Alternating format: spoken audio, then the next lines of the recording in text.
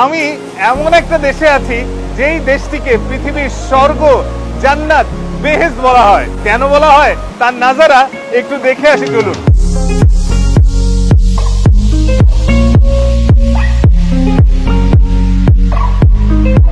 আইনস্টাইনের পৃথিবী বিখ্যাত E=mc² এই সূত্রটা তিনি কিন্তু এই সুইজারল্যান্ডের জুরিক ইউনিভার্সিটি থেকেই দিয়েছিলেন।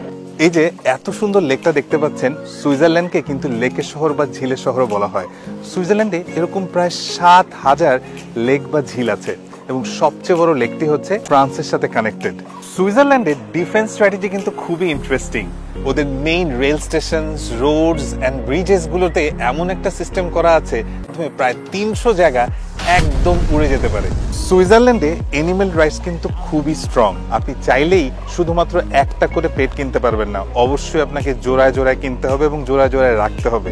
এবং এই পেটগুলোকে পালার জন্য অবশ্যই আপনাকে সার্টিফাইড কোর্স করতে হবে। আমাদের দেশে আমাদের সন্তানের জন্য কি আমরা কোর্স করি? সুইজারল্যান্ডে মানুষ সাধারণত ৪টি ভাষায় কথা বলে। এই ৪টি ভাষার মধ্যে কিন্তু ইংরেজি প্রধান নেই। ইটালিয়ান, ফ্রেঞ্চ এবং রোমান ভাষায় কথা বলে, কারণ প্রায় ৬৪% মানুষই জার্মান। প্রচন্ড জলস্রোতের শব্দ শুনছেন। আমি কিন্তু এখন একটা খুব বিখ্যাত জায়গায় দাঁড়িয়ে আছি, সুইজারল্যান্ডের জুরিক শহরের শাফুজান সিটির রাইন ফলসের সামনে। এই জায়গাটা কিন্তু বেশ বিখ্যাত, অনেক মুভির শুটিং এই জায়গাটাতে হয়েছে। আমি যদি 90s-এর যারা কিডস আছেন তাদেরকে একটু স্মরণ করিয়ে দিতে চাই, 2000 সালে রানী মুখার্জি এবং গোবিন্দের একটা মুভি ছিল হাত কর দি আপনে। এই মুভিটার শুটিং কিন্তু এই রাইন ফলসের সামনে হয়েছিল। সুইজারল্যান্ডের মানুষের একটা মজার ব্যাপার হচ্ছে, সুইজারল্যান্ডের মানুষের বেশিরভাগের কাছে একটা করে বন্দুক থাকে। ক্রাইম শব্দটা কিন্তু এদের ডিকশনারিতে নেই, তবুও কেন প্রত্যেকটা মানুষের কাছে বন্দুক থাকে এক আশ্চর্যজনক ঘটনা। হয়তো থাকে বলেই এদের ক্রাইম বলে কোনো শব্দ নেই।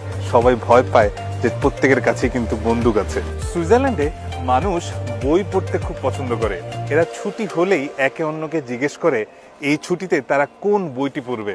আর আমার দেশে হয়তো ছুটি হলেই বিয়ের ধুম পড়ে যায়। বিয়ের কথায় মনে পড়লো, সুইজারল্যান্ডবাসীরা কিন্তু একটু বেশ দেরিতে বিয়ে করে। ছেলেরা সাধারণত 32 বছর বয়সে এবং মেয়েরা সাধারণত 29 বছর বয়সে বিয়ে করে। সুইজারল্যান্ড কিন্তু ঘড়ির জন্য খুব বিখ্যাত। বিশ্বের সবচেয়ে নামি দামি ঘড়ির সবগুলো ব্র্যান্ডই সুইজারল্যান্ডের।